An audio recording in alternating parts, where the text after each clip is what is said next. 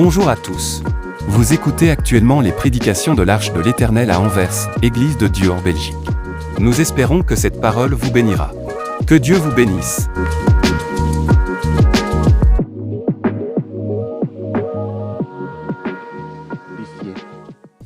Que Dieu soit béni. Ce matin, je nous invite à prendre vos Bibles et nous allons lire dans l'Évangile selon Jean.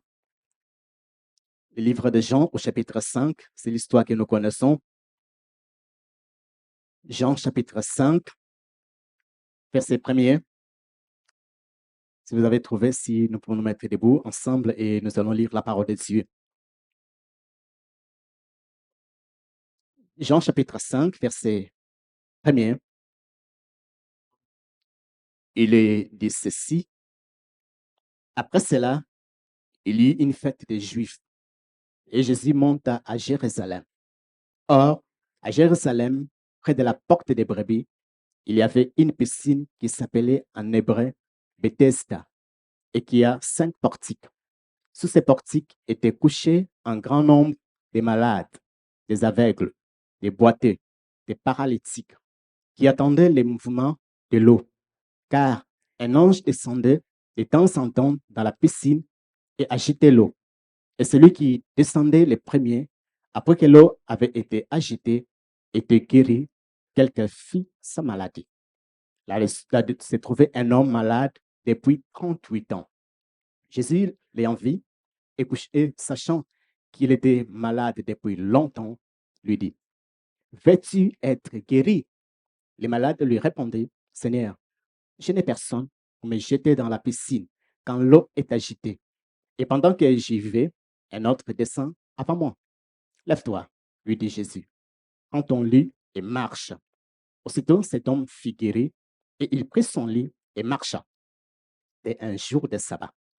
Les Juifs dirent donc à celui qui avait été guéri, « C'est le sabbat. Il n'était pas permis d'emporter ton lit. » Il leur répondit, « Celui qui m'a guéri m'a dit, prends ton lit et marche. » Ils lui demandèrent, « Qui est l'homme qui t'a dit, prends ton lit et marche ?»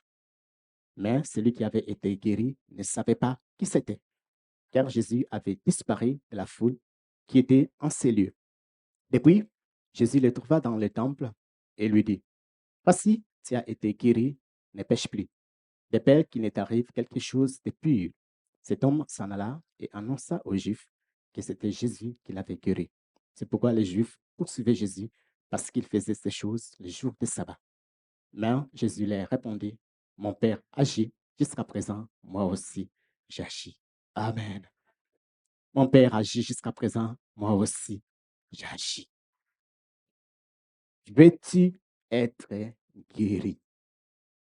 C'est la question que le Seigneur Jésus a posée à l'homme malade depuis 38 ans. Veux-tu être guéri? C'est ça le thème de notre message. Veux-tu être guéri? Veux-tu être guéri? C'est une question que le Seigneur a posée à une personne malade pendant 38 ans. Mais cette question, lorsque nous le regardons, on peut se dire, mais cette question superflue. C'est une question qui n'a pas de sens. C'est une question qui ne doit pas être posée. Parce que je suis malade. Je suis dans le lieu de la guérison. Et tu me demandes, veux-tu être guéri? Vous pouvez se dire, mais et pourquoi je suis là? Et pourquoi je me tiens ici? N'est-ce pas, c'est pour être guéri. Mais lorsque nous regardons le fond de sa réponse, que nous allons voir que son désir était autre chose. Parce que Dieu voit le fond de nos cœurs. Dieu connaît tout ce qui est de nous. Notre Dieu, voyez, ce texte est un texte de miracle. C'est un texte qui parle de la guérison. Pourquoi? Parce que notre Dieu, c'est un Dieu des miracles. Notre Dieu, c'est un Dieu qui opère des prodiges. Et ce Dieu n'a pas changé. Et ce Dieu est le même. Ni son amour, ni sa puissance, ni sa bonté, ni sa force n'a pas changé. Mais il y a une réalité que nous devons comprendre. Une réalité spirituelle qui dit que, or, sans la foi, il lui est impossible de lui être agréable. Sans la foi, il est impossible d'être agréable à Dieu. Sans la foi, il est impossible de lui pleurer. Et Jacques dira, une telle personne qui ne s'imagine pas qu'il obtiendra quelque chose de la part de Dieu. La personne qui manque de la foi. C'est un homme irrésolu, inconstant. Ça, c'est une réalité spirituelle. Nous devons avoir la foi. La foi dans les miracles de Dieu. Que ce que Dieu a fait hier, il peut encore le faire aujourd'hui dans ma vie. Il peut encore le faire aujourd'hui pour moi. Que ce qu'il a opéré. Parce qu'en Dieu, la parole nous dit, il n'y a ni ombre de variation. Il est le même Dieu. Nous devons croire au miracle de Dieu. Nous devons croire au prodige de Dieu. Nous devons croire que notre Dieu agit encore. Sinon, on va se retrouver dans un christianisme monotonique. Dans un christianisme où on veut étouffer la puissance de Dieu. Dans un christianisme où on veut nous croire que tout est normal. Que Dieu, non, notre Dieu n'a pas changé. Bien-aimé, ton Dieu est puissant. Et ton Dieu opère encore aujourd'hui les miracles. Ton Dieu opère encore aujourd'hui des prodiges. Et c'est ce qui se passe. La parole dit, après cela, il y eut une fête des Juifs. Et Jésus monte à Jérusalem. La parole ne nous dit pas quelle était cette fête. C'était la Pâque, c'était quoi? Jean ne nous parle pas de ça. Il nous dit simplement qu'il y avait une fête des Juifs. Et Jésus monte à Jérusalem. La Bible dit, or, à Jérusalem, il y avait une piscine. Une piscine qui s'appelait en hébreu Bethesda. Vous allez voir dans la parole de Dieu, le mot bête veut dire maison. Vous trouverez Bethel, qui veut dire la maison de Dieu.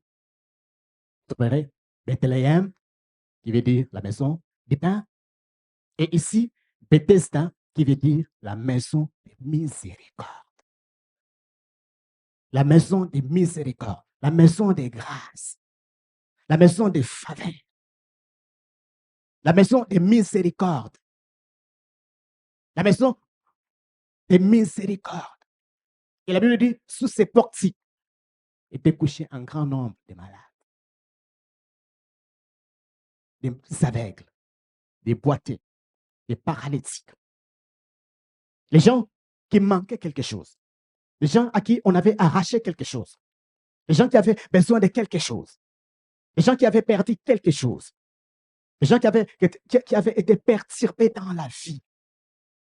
Qui manquaient quelque chose. Il manquait la santé.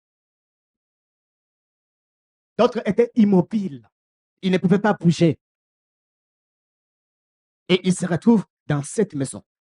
Dans cette maison de grâce, dans cette maison de miséricorde. Mais nous voyons que dans cette maison, la Bible dit, il y avait une piscine. Et un ange descendait de temps en temps.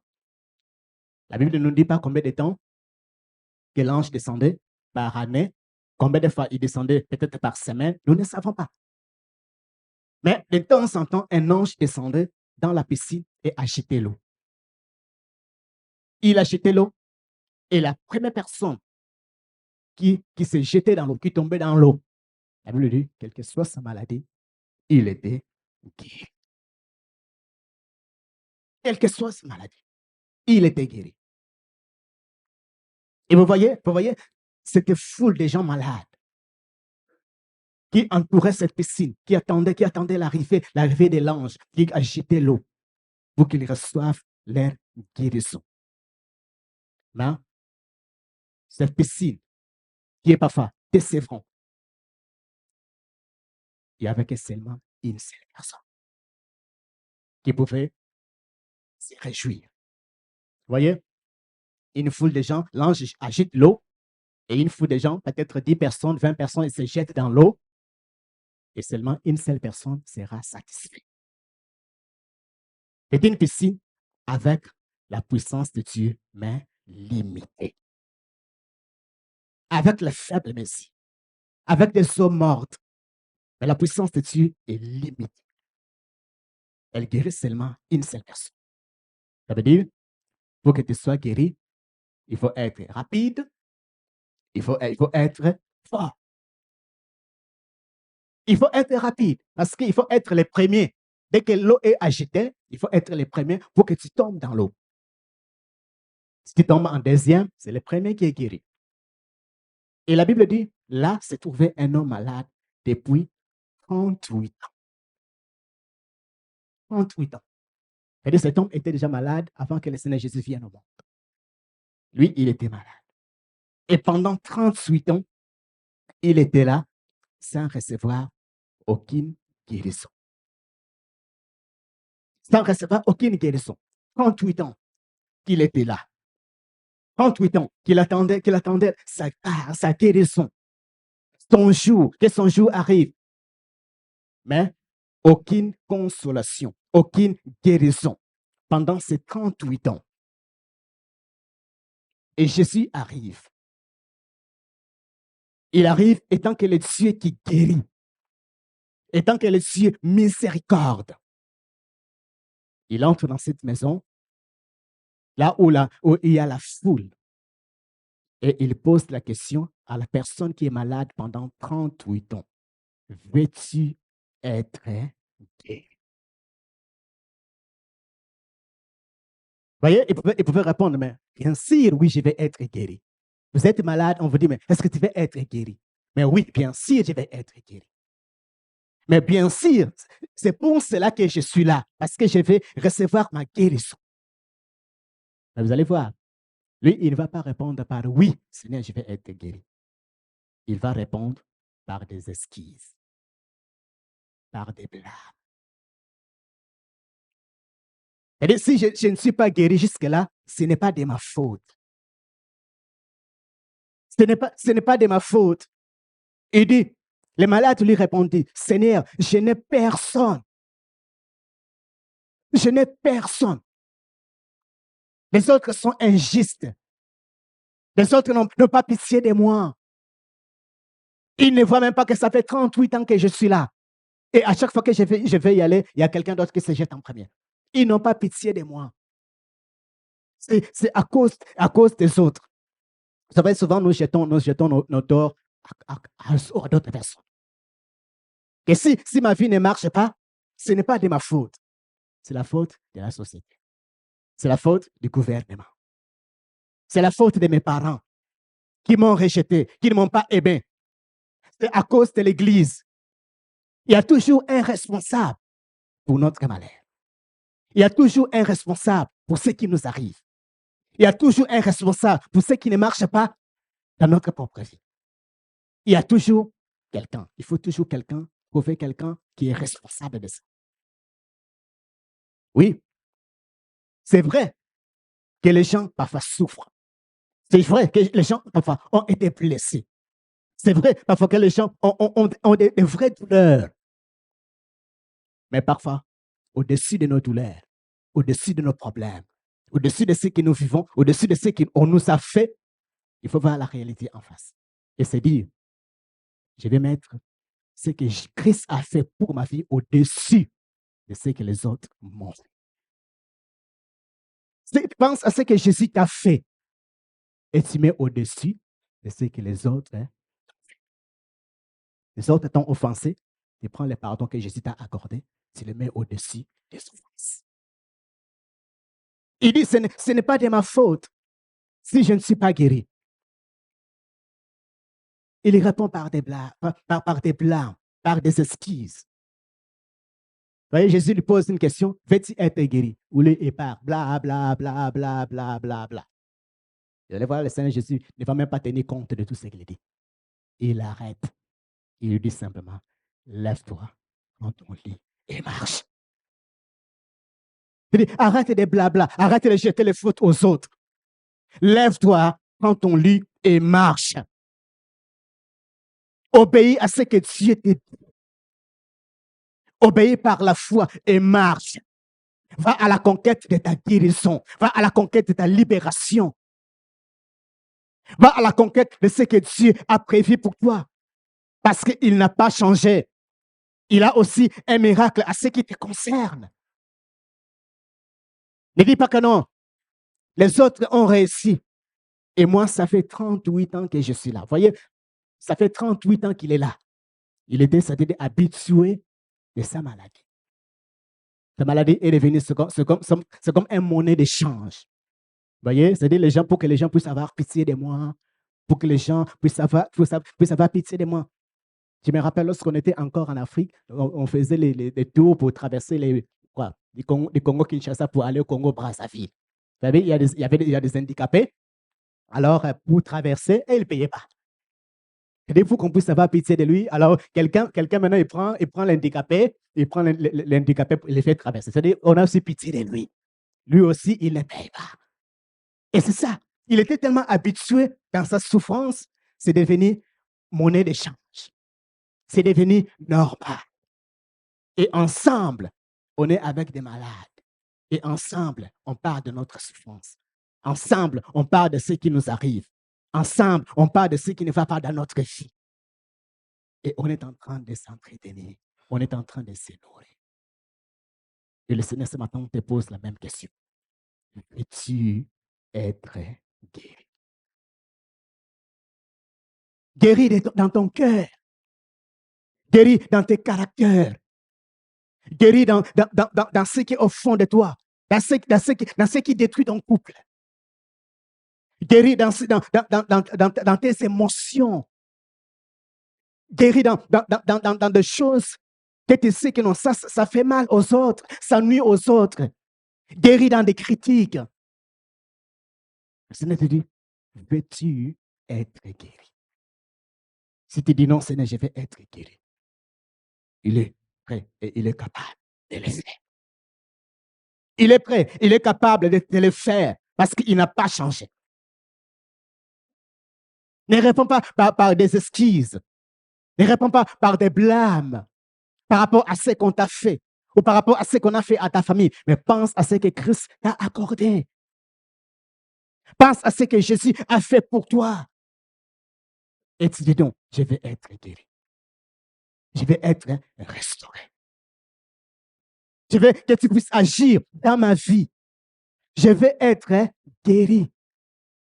Et par obéissance à l'ordre du Seigneur, cet homme, il est guéri. Vous voyez la joie de cet homme. Pendant 38 ans qu'il était malade. Pendant 38 ans de souffrance. Et cette souffrance prend. Il est dans la joie. Il prend son lit. Il est dans la joie. Mais le problème, c'est que ça tombe un jour mauvais. C'est le sabbat. Et là, il y a des légalismes religieux. Des gens qui pointent des doigts. Qui surveillent les pas des autres. Qui surveillent ce que les autres font. C'est le sabbat.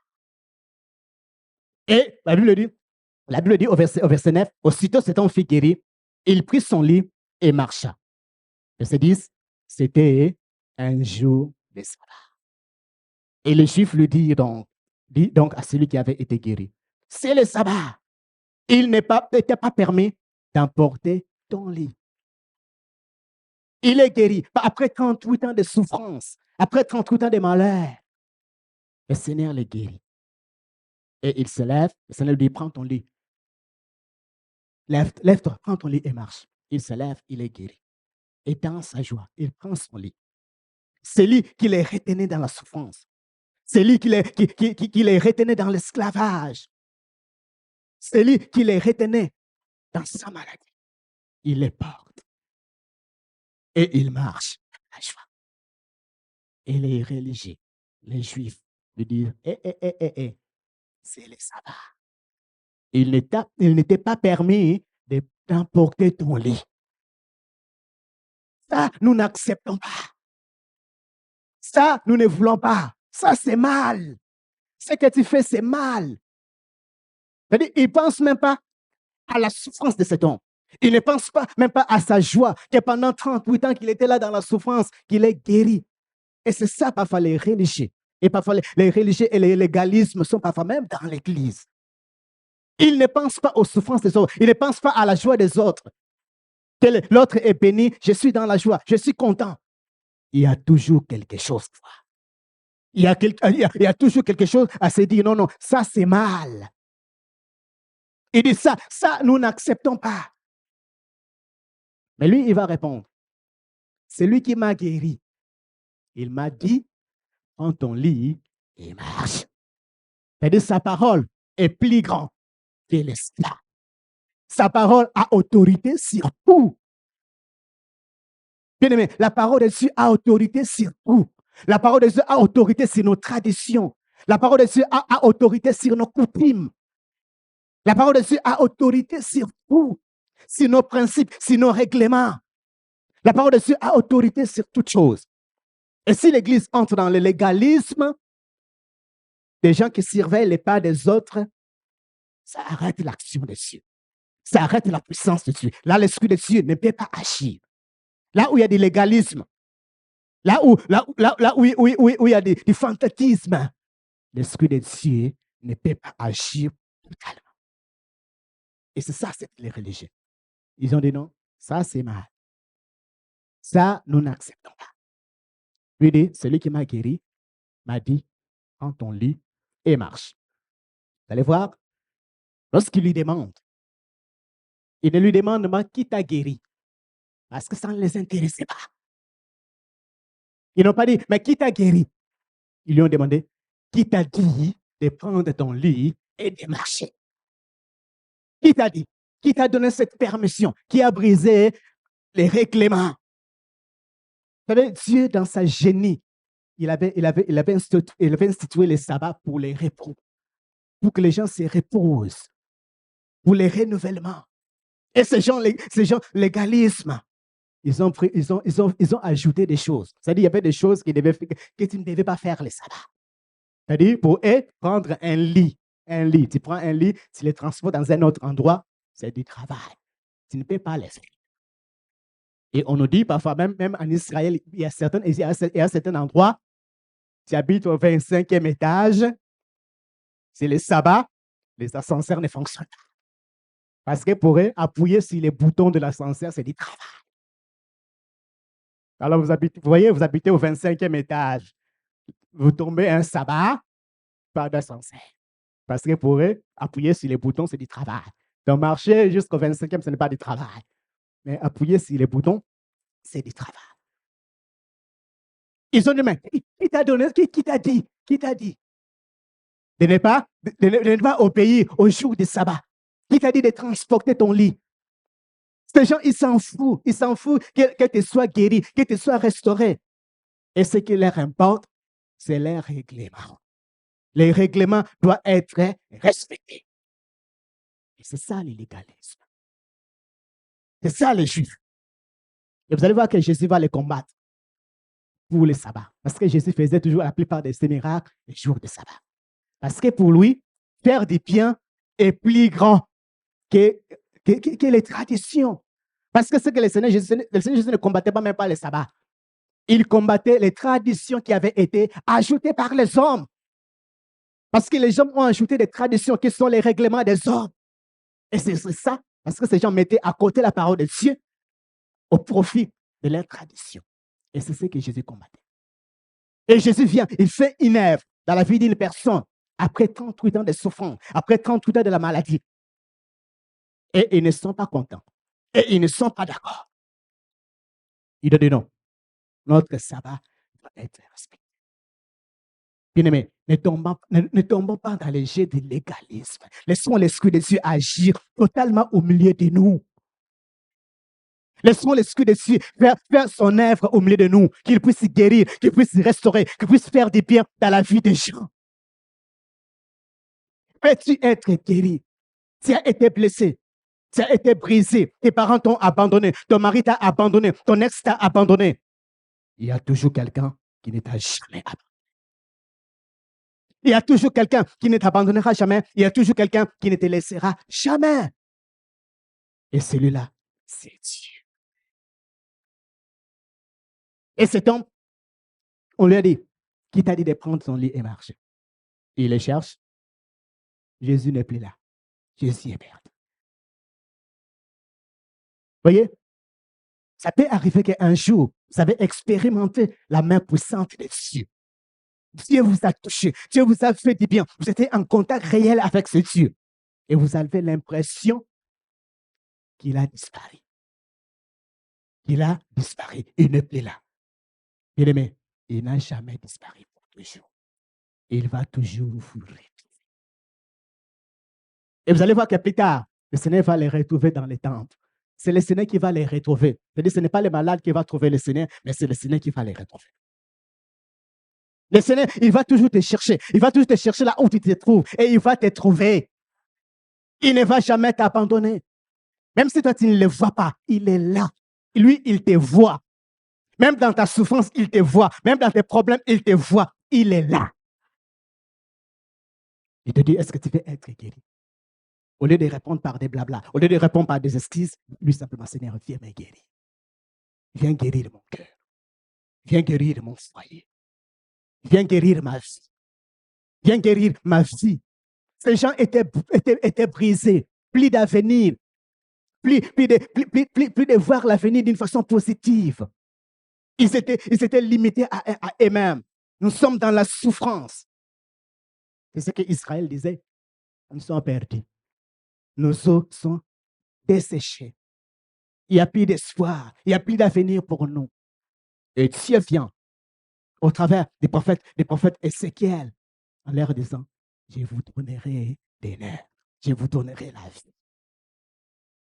Pourquoi dis-tu, ô mon peuple, que ma destinée est cachée devant moi?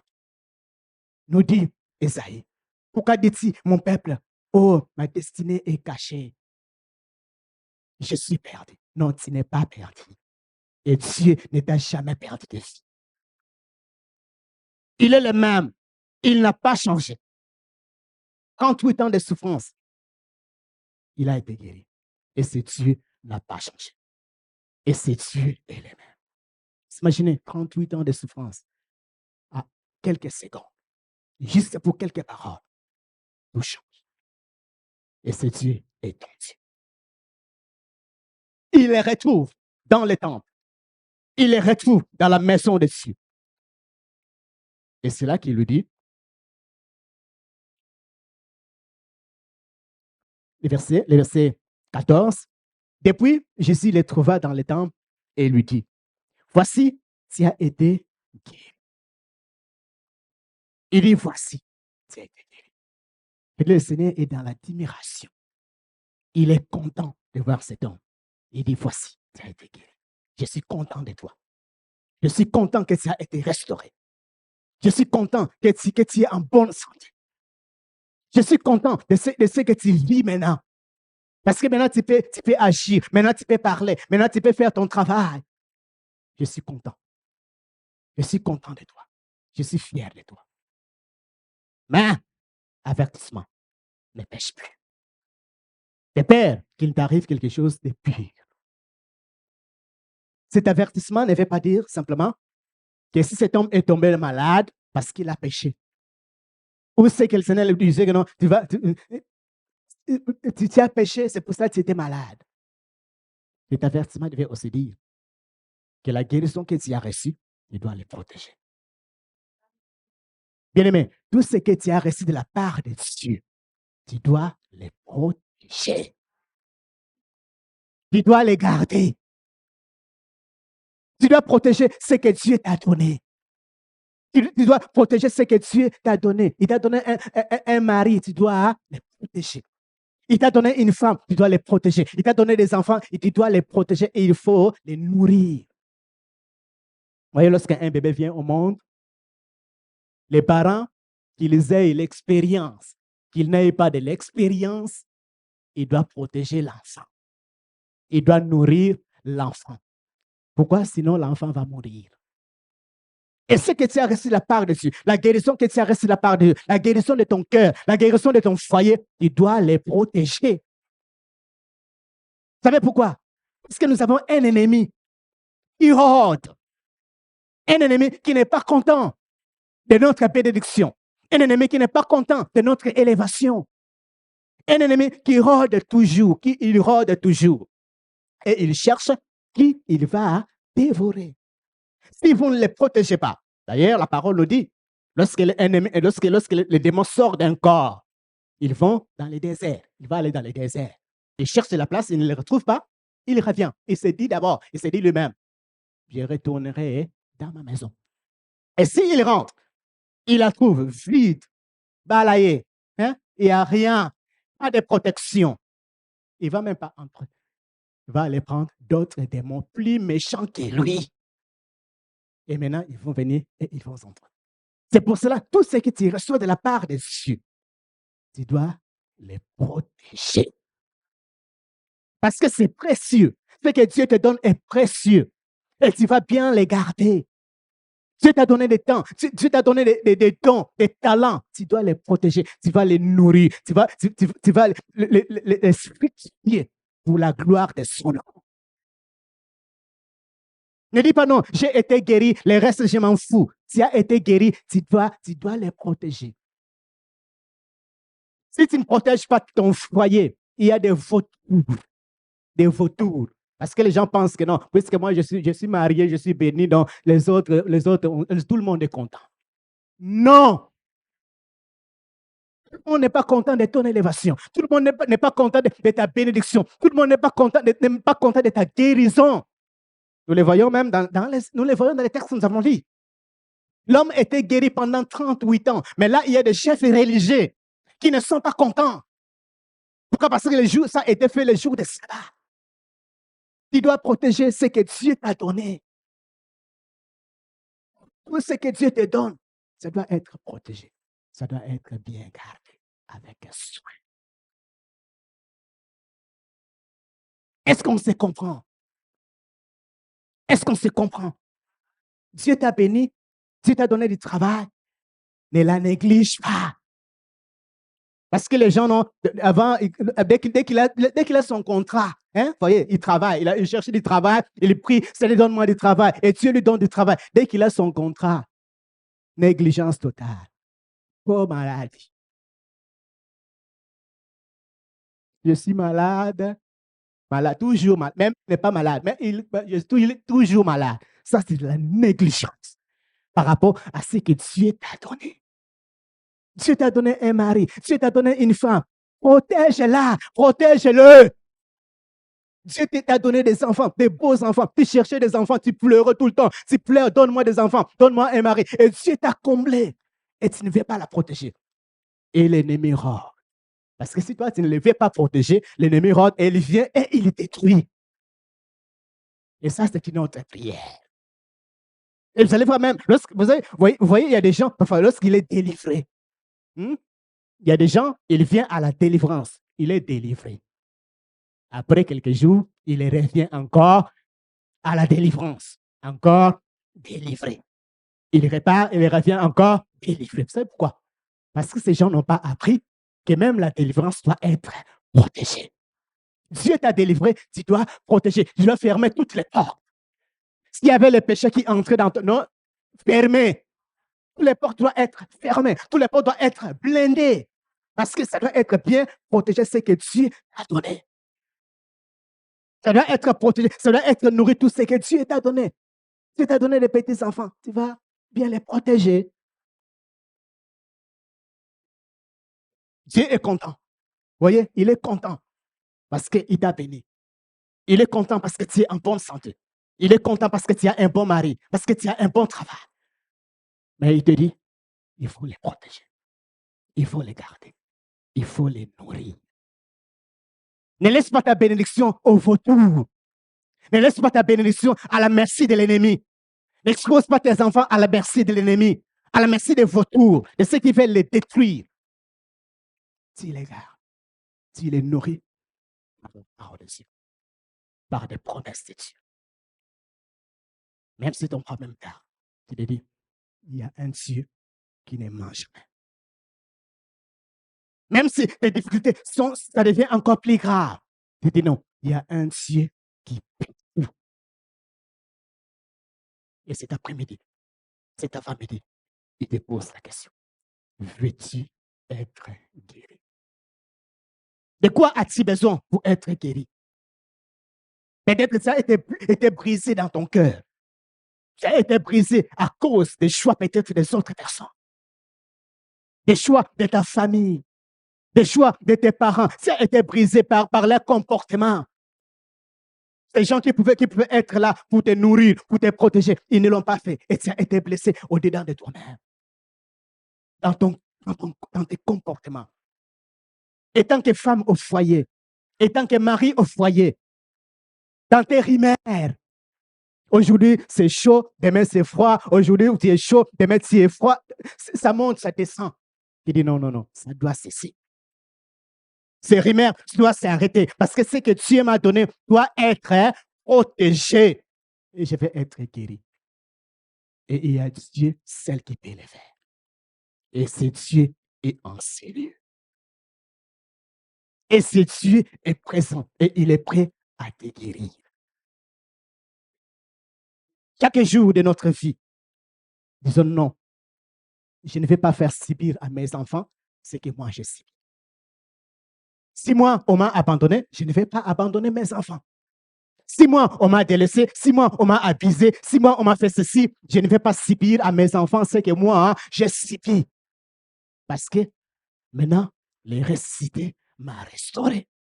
Parce que maintenant, le ressuscité m'a dit, lève-toi, prends ton lit et marche. J'ai rencontré le ressuscité. Lui, il m'a restauré. Lui, il m'a donné la vie. Lui, il m'a donné ce que je n'avais pas dans le passé. Alors, tout ce qu'on m'a fait dans le passé, c'est oublié. Parce que le ressuscité l'a effacé de son sang. Peux-tu être guéri? Ne fais pas subir à ton mari ce que tes ex t'ont fait subir. Ne fais pas subir à ta femme ce que tes ex t'ont fait subir. Tu es une nouvelle créature. Dieu t'a restauré.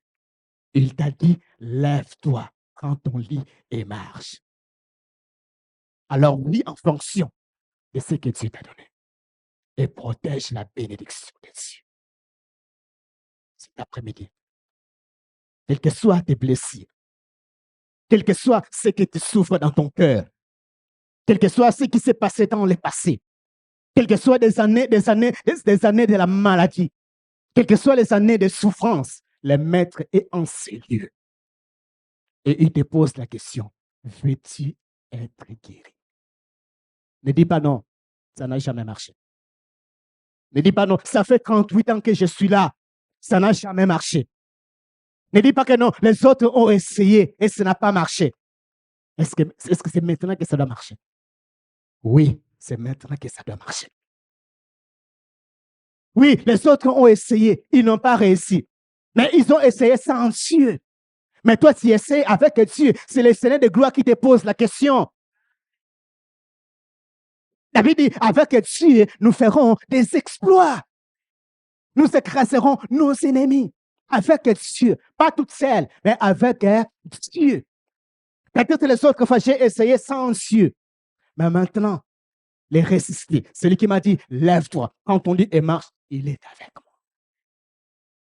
Quel que soit les temps où tu as vécu dans la souffrance, il n'a pas changé.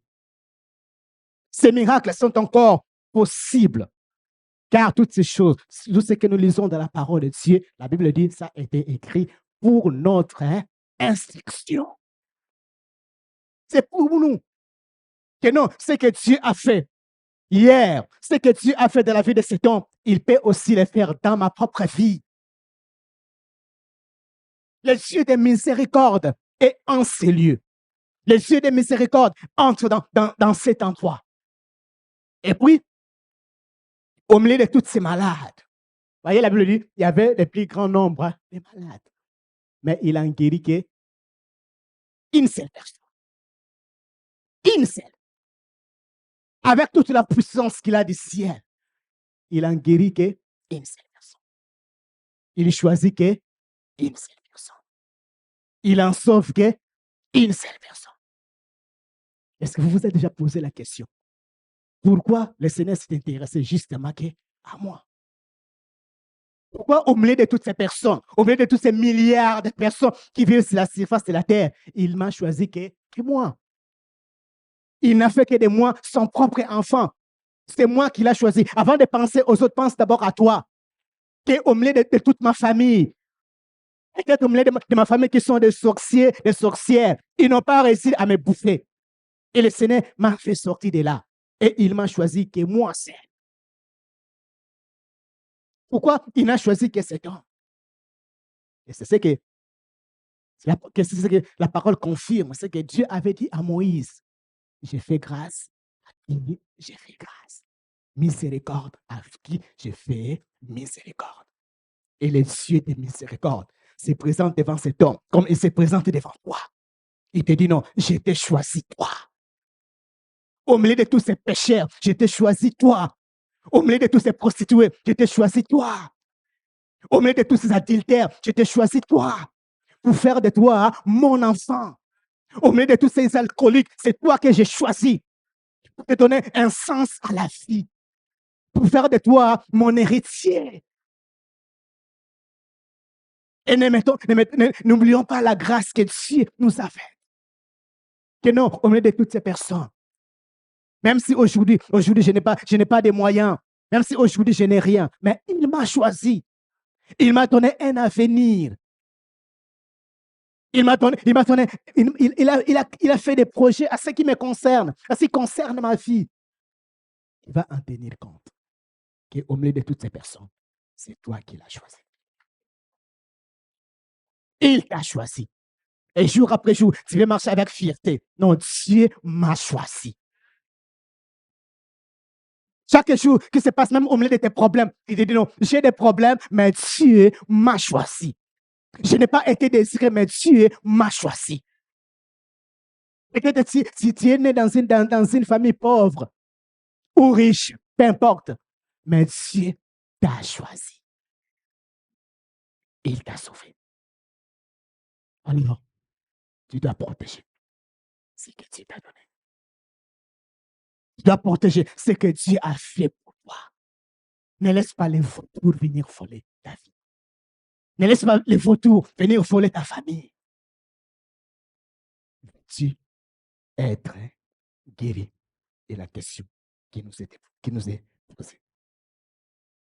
Il s'est dit non, le désir est là, mais il n'y a pas de moyens.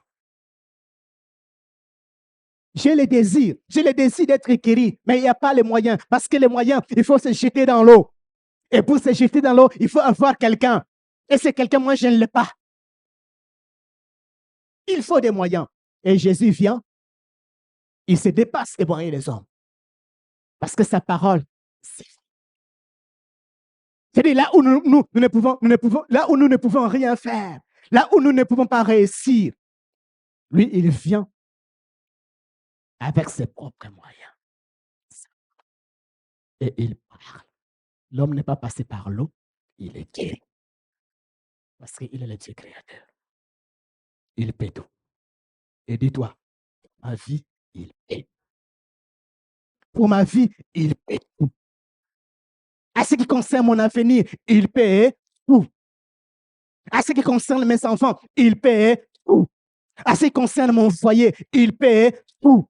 À ce qui concerne mon église, il paie tout. Il se dépasse des moyens des hommes. Il n'a pas besoin de réunir les moyens des hommes pour te faire sortir de ta situation. Sa parole suffit. Sa parole suffit. C'est pourquoi cet homme dira, non, dis seulement un mot. Un mot et mon serviteur sera guéri. Un seul mot. Il dit, un seul mot de ta part suffit pour que mon serviteur soit guéri. Parce que la parole de Dieu est puissante. Bien-aimé, la parole de Dieu est puissante. La parole de Dieu sauve. La parole de Dieu restaure. La parole de Dieu guérit. La parole de Dieu fait sortir de n'importe quelle situation. Et ce Dieu n'a pas changé. Il n'a pas changé. Il est ton Dieu. Veux-tu être guéri? Ne dis pas non, je n'ai pas de moyens. Je manque de moyens. Si toi, tu manques de moyens, lui, il ne manque pas de moyens. Fais-lui confiance. Par obéissance, crois à ce qu'il peut faire. Il dit, lève-toi. Mais puis il dit, mais comment je peux me lever? Comment je peux me lever? 38 ans, je suis dans la souffrance. Il dit, lève-toi. Et il obéit. La guérison est là. Il s'en fout. Que ça fait 38 ans qu'il est là. Il se lève et il est guéri. Veux-tu être guéri? Cet après-midi, Dieu nous interpelle.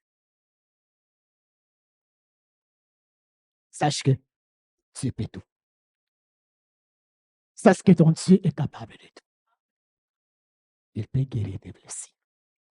Et jour après jour, viens auprès de lui. Dis, Seigneur, guéris-moi. Seigneur, restaure-moi. Seigneur, guéris ma vie. Seigneur, guéris mon foyer. Car mon foyer ou ma vie n'est pas ce qu'elle doit être. Ce n'est pas ce qu'elle doit être. Ce n'est pas ce que toi tu fais, qu'est-ce qu'elle soit. Ce n'est pas un terrain de bagarre. Mais c'est un lieu de paix. Un lieu de tranquillité. Où chacun est épanoui. Où chacun trouve sa place. Où chacun est béni. Où chacun est dans la joie. Un endroit d'intimidation. Où chacun, lorsque quelqu'un vient, il a déjà peur. Mais un lieu de joie. Et Dieu est capable de te guérir. Et Dieu est capable de te restaurer. Que à ton tour, tu commences à restaurer d'autres. Que à ton tour, tu commences à consoler d'autres. Que non, ce que Dieu a fait pour moi, il peut aussi le faire pour toi. Tu deviens un témoin ou un témoignage vivant.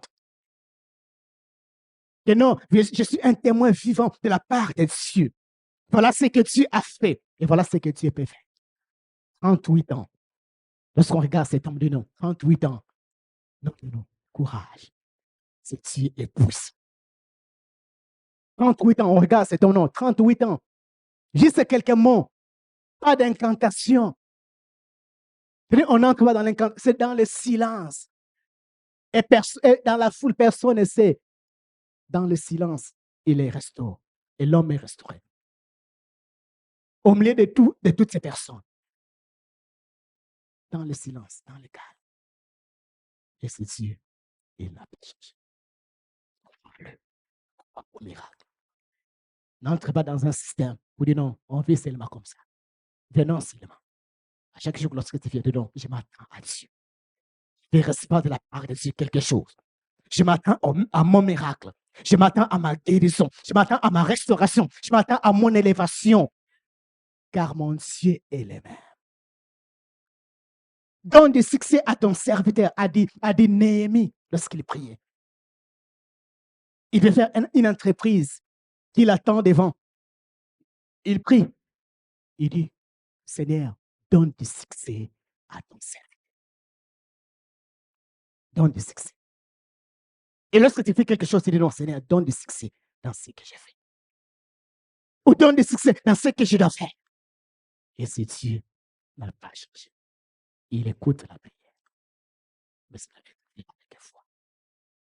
Comme je l'ai dit, cette réalité reste la même. La foi. La foi dans les miracles. La foi dans les prodiges de Dieu. La foi que ta vie peut être changée. La foi que Dieu peut te toucher. La foi que Dieu n'a pas changé. Le Dieu des miracles opère encore le miracle aujourd'hui. Il est Dieu. Cet après-midi, il nous appelle. Il nous pose cette question à chacun d'entre nous. Veux-tu être guéri? Il t'a guéri. C'est un privilège. Maintenant, il te donne la responsabilité de protéger ce qu'il t'a donné. Protège ta bénédiction. Protège ce que Dieu t'a donné. Ne le laisse pas au photo. Ne le laisse pas. Ne le mets pas à l'exposition au volet, à la vie des tenants. Volez, prenez, venez voler chez moi. Non, fermez toutes les portes. Tu dis non, il y a encore une porte ouverte dans ma vie, je les ferme. Par la grâce de Dieu. Il y a encore une porte où l'ennemi veut entrer. Parce qu'il veut mettre un système de protection. Il ne veut pas laisser ma vie au volet, ni au vautour. Cet après-midi, nous allons nous couper de la prière. Veux-tu être guéri? Il est possible avec notre Dieu.